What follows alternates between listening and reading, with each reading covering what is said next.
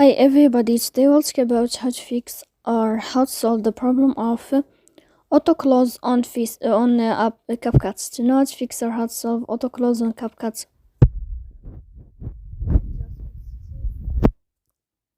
here we'll enter to apps, default apps, app settings.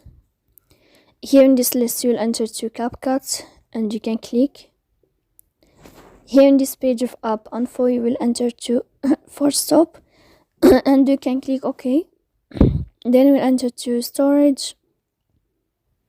Then you can click clear cache.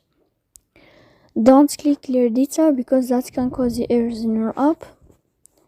In the end, you can turn off your Wi-Fi and you can wait a moment to turn on your Wi-Fi again to fix that problem. So please don't forget to support us by like and subscribe. See you next time in another video, and thank you for your attention.